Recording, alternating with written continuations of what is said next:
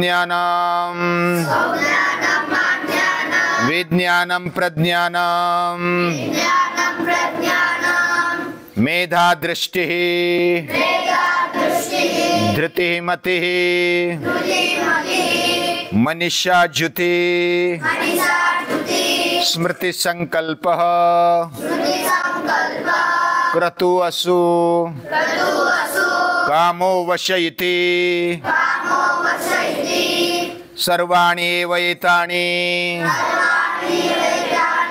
प्रज्ञानस्य नामधेयानि भवन्ति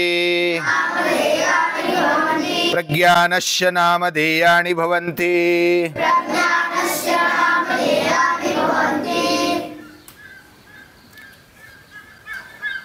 पाठशाला जब शुरू हो गई, यानी हम जिधर रहते हैं संस्कार निकेतन एक वैदिक पाठशाला, तब पहले वर्ष का एक प्रसंग है। एक विद्यार्थी अकेला अकेला रहता था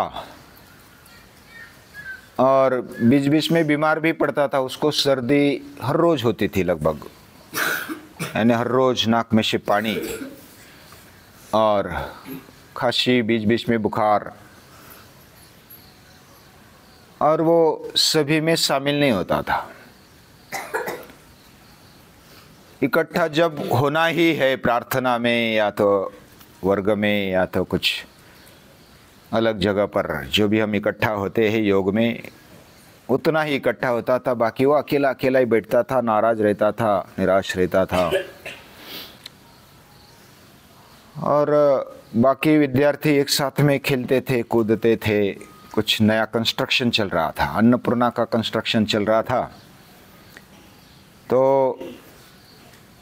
अन्नपूर्णा के कंस्ट्रक्शन के चलते समय दीवारें लगभग 8 फीट हो गई थी, 7-8 फीट, और नीचे रेती थी।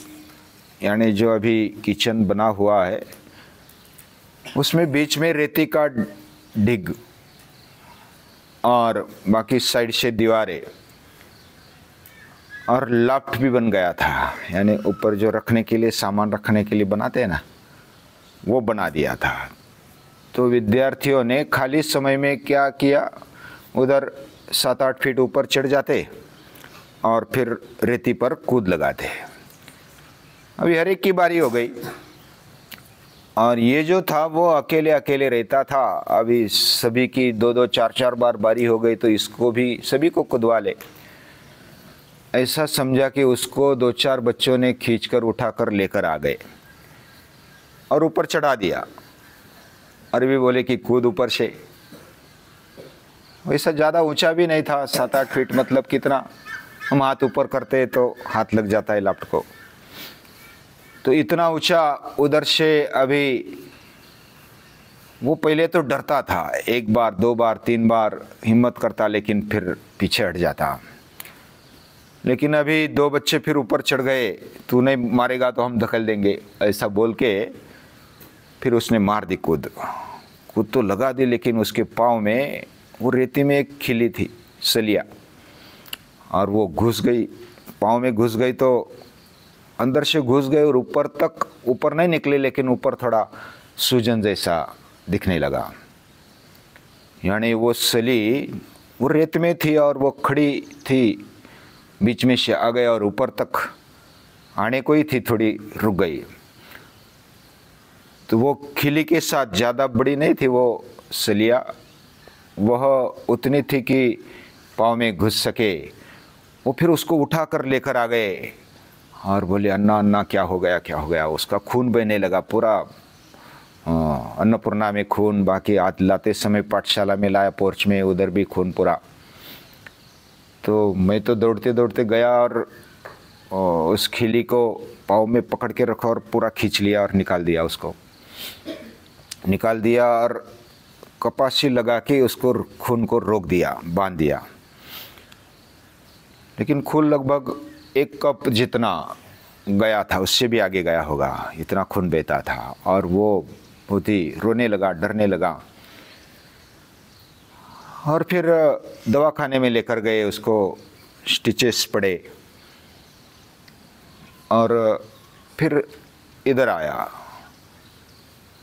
आया तो उसको अभी उठना नहीं आता था, सूजन आ गई, स्टिचेस भी पड़े थे, डॉक्टर बोले कि अभी हिलना नहीं, कम से कम 8-15 दिन नहीं हिलना। अभी उसका खाना पीना, टॉयलेट, बाथरूम, वो सब अभ्यास, वो तो पहले तो कुछ दिन रूम में ही रहा, लेकिन टॉयलेट के लिए जाना तो 4 बच्चे उसको उठाते, फिर टॉयलेट को बिठाते, फिर उसको लेकर आते। तो वो अकेले अकेले जो रहता था, वो भी विद्यार्थी उसकी सेवा करने लगे। लेकिन पहले 1-2 दिन में उसको ऐसा लगा कि बस कुछ नहीं रहा दुनिया में, इस जीवन में, अभी मैं अपने आप को ख़त्म कर लो। यानी यहाँ तक वो विचार करने लगा कि अभी क्या बचा है, भगवान ने मेरे साथ ही ऐसा क्यों किया, मैं ठीक था, अकेला अकेला रहता था, अच्छा था, क्या हो गया मेरे से। तो ऐसा अपने आप को कोसता, भगवान को कोसता, और आत्महत्या तक करने का मन में विचार आ गया। मैं हर रोज़ सुबह शाम दोपहर में उसको मिलता, और गीता जयंती पास में थी तो गीता के विचार, हमारी चर्चा हो जाती, संवाद हो जाता। तो हर एक के अंदर भगवान ने कुछ ना कुछ रखा है, और हमारा जीवन हम कैसा जिए, भगवान कैसा चाहता है, तो वो चर्चा होने लगी। हम दुखी है, निराश है, विषाद युक्त है, और ऐसी अवस्था में अर्जुन को गीता बताई भगवान कृष्ण ने, और उसकी निराशा, उसका विषाद, उसका दुख, उसका शोक निकल गया, और भगवान ही निकालना चाहते थे। क्षुद्रम हृदय दौर्बल्यम त्यक्तोत्तिष्ठ परंतप, एक क्षुद्रता, हृदय दौर्बलता, ये क्लैब्य षंडता तू छोड़ दे। और जो शोक से भरा हुआ था, शोक कठिन होता है। शोक यानी जब कोई, मैं एक उदाहरण देता हूं शोक समझाने के लिए, कोई घर का नजदीक का व्यक्ति अगर चला जाए, भगवान के पास चला जाए, यानी उसकी मृत्यु हो जाए, तो जिसको अपना समझा, आत्मीय समझा, वो अगर चल बसता है उस समय, बस अभी कुछ नहीं, अभी जीवन में अर्थ नहीं है, बस खत्म हो गया सब। ऐसी अवस्था में वो शोक की स्थिति होती है, और शोक की स्थिति में खड़ा रहना भी मुश्किल हो जाता है। शरीर थर-थर करने लगता है, पूरा शरीर गलित गात्र हो जाता है, यानी अवयव ढीले ढाले हो जाते हैं। गांडीवम संस्कृते हस्तात् त्वक्चैव परिदह्यते, शीदंति मम गात्राणि मुखंच परिशिष्यति, मुख शुष्क होने लगता है। वेपतुश्च शरीरे में रोमार्श्च जायते, कांटा आने लगता है शरीर में, और थर थर करने लगता है, पूरी एनर्जी डाउन हो जाती। अभी कुछ नहीं रहा, खत्म, बस हो गया, अभी जीना भी नहीं। ऐसी अवस्था में गीता हमें सम्मान से जीना सिखाती है। आत्मसम्मान खड़ा कर, तेरे में ये है, तेरे में ये शक्ति है, मैं तेरे में रहता हूं, तेरे हृदय में रहता हूं। ममैवांशो जीवलोके सर्वस्य चाहं हृदि सन्निविष्टः, तू खड़ा हो जा। ये खड़ा करने वाली गीता है, जो सोया है उसको उठाने वाली, उठा है उसको खड़ा करने वाली, खड़ा है उसको दौड़ाने वाली गीता है। गीता हमारा आत्मसम्मान खड़ा करना चाहती है, और तेरे अंदर ये गुण है, ऐसी गीता बोलती है। जब 16वें अध्याय में दैवी संपत्ति और आसुरी संपत्ति का वर्णन किया, तो भगवान बताते, मां शुच संपदम दैवीम अभिजातोषी, तू शोक मत कर, तेरे अंदर ये दैवी गुण की संपत्ति है, खजाना है, भंडार है, तेरे में निर्भयता है, तेरे में सब कुछ है, प्रामाणिकता है, नम्रता है, तेरे अंदर तेजस्विता है, तपस्विता है, तत्परता है, क्या क्या नहीं है तेरे अंदर। 26 गुणों की यादी बताई, और ये दैवी गुणों से तू भरा है, तू जन्म लेकर वैसा ही आया है, यानी दैवी गुणों से युक्त होकर ही तू जन्मा है। हमारे अंदर भी है, सभी के अंदर है, सभी मनुष्यों के अंदर, छोटा हो बड़ा हो, स्त्री हो पुरुष हो, सभी के अंदर इतने सारे गुण दिए हुए हैं। और इसको जगाना कैसे जगा सकते हैं? मैं तेरे अंदर बैठा हूं, तू चिंता मत कर। हमेशा सोचते कि बस मेरा कुछ नहीं रहा, मेरे पास कुछ नहीं रहा, मैं सब लूट गया, खत्म हो गया। उस समय में भी भगवान हमारा साथ नहीं छोड़ते। हृदयेर्जुन तिष्ठति, ईश्वर सर्वभूतानाम, सभी भूत मात्रों के हृदय में मैं रहता हूं और मैं चलाता हूं। तू डर मत, मां मनुस्मर युद्ध च, मेरा स्मरण कर और युद्ध कर। यह सबसे बड़ी ताकत होती है, उसका स्मरण करना, चैतन्य का स्मरण करना, स्फूर्ति का स्मरण करना, ईश्वर का स्मरण करना, मेरे अंदर रही हुई शक्ति का स्मरण है, यानी भगवान का स्मरण। वह तेज, वह चैतन्य जग जाता है। अर्जुन का जग गया, वो उसी का ही अंश है, हम भी उसी के अंश है, हर मनुष्य उसी का अंश है।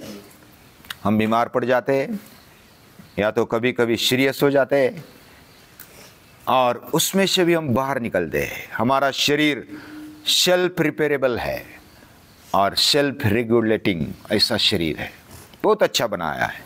वो अपने आप चलता है, अपने आप अच्छा हो जाता है। क्या हम बताते हृदय चलना चाहिए या तो अच्छी तरह से कैसे चले, इसके लिए मेहनत थोड़ी लेते हम, अपने आप चलता है। उसके लिए सायभूत होना ये ठीक है। हमारी स्मृति आ जाती है, हमें बल आ जाता है, हमारे फेफड़े चलते हैं, सांसें चलती है। कौन चलाता है? हमारा सब कुछ भगवान चलाता है। ये जब याद करते हैं तो हमें चिंता करने की आवश्यकता नहीं। हमें बिना कारण शोक में डूबने की आवश्यकता नहीं। उठ खड़ा हो जा, त्यक्त्वोत्तिष्ठ परंतप, यानी उसको छोड़कर उठ खड़ा हो जा, युद्ध कर। हमें उत्साहित करने के लिए, प्रेरित करने के लिए गीता माता कटिबद्ध है। वो आश्वासन देती है, तू खत्म नहीं होगा। तुझे ऐसा लगता है कि तू खत्म होगा, ऐसा नहीं है। तेरा शरीर मरेगा, तू मरेगा नहीं। नैनम छिंदन्ति शस्त्राणि, तेरी आत्मा अमर है। तेरा शरीर भले नश्वर है तो उसकी चिंता करने की, शोक करने की आवश्यकता नहीं। तू निमित्त बन जा, तेरे पास सब कुछ है। सुख दुख में खड़ा रहना, यश अपयश में बने रहना, तू निमित्त हो जा। निमित्त मात्रम भव, ऐसी बोलने वाली गीता ये हमें खड़ा करती है। अभी ऐसी ताकत है हमारे अंदर, वो चराचर को चराने वाली, कर तुम मकर तुम अन्यथा कर तुम समर्थ, ऐसी शक्ति मेरे अंदर है। साधारण कोई मंत्री संतरी भी पहचान वाला है ना तो हमारी कॉलर टाइट हो जाती है। और ये बादशाह का बादशाह है, तो ये हमारे अंदर है, तो हम कैसे ढीले डाले बनेंगे? तो बीमार पड़ने के बाद या तो कुछ संकट आने के बाद हम जब शोक में आ जाते हैं, निराशा में आ जाते हैं, तब हमारे अंदर जो शक्ति पैदा होती है ना, उसको बोलते हैं ज्योति। ज्योति यानी कितने भी गए गुजरा प्रसंग क्यों ना हो, उसमें से खड़े होने की ताकत, उसको ज्योति बोलते हैं। स्फूर्ति को जागृत करने की शक्ति, उत्साह को खड़ा करने की शक्ति हमारे अंदर होती है। यानी पूरा खलास हो गया, जापान पूरा खलास हो गया, उसमें से फिर कम समय में खड़ा हो गया। ये ज्योति है, हर एक के अंदर ही वो शक्ति है। और ऐसी शक्ति कैसे बढ़ेगी? तो गीता माता इसका उत्तर देती है, सर्वस्य चाहम हृदि सन्निविष्टो ममैवांशो जीवलोके। मैं तेरे अंदर हूं, किए बिना कुछ मिलता नहीं। तेरे अंदर हूं मतलब मैं कुछ नहीं करना है, ऐसा नहीं है। हमारे अंदर क्या क्या भरा पड़ा है। बहुत सारी शक्तियां है, शारीरिक शक्तियां है, इंद्रिय शक्तियां है, मन की शक्तियां है, बौद्धिक शक्तियां है, आत्मिक शक्तियां है। इतना भंडार पड़ा है और सब कुछ पड़ा होने के बावजूद भी हम उसका उपयोग नहीं करेंगे तो कैसा चलेगा। तू उठ खड़ा हो जा और उपयोग कर, निमित्त हो जा। ये शक्ति को जो धारण करता है वह कभी डिप्रेशन में नहीं आता, आता भी है तो तुरंत खड़ा हो जाता है। उसके पास निराशा भटकती नहीं, विषाद भटकता नहीं, शोक उसको छूता नहीं। तत्र को मोहक शोकः एकत्वम अनुपश्यतः। भगवान के साथ हम एक रूपता अनुभव करते हैं तो कोई शोक नहीं, कोई मोह नहीं। ये उठने की शक्ति जिसके पास है वह महान बन जाता है। वो मनुष्य भगवान को भी अच्छा लगता है। अर्जुन भगवान का प्रिय है, पांडवानाम धनंजय क्यों प्रिय है? वो उठ खड़ा हुआ, हेमलेट खलास हो गया, आत्महत्या कर दी।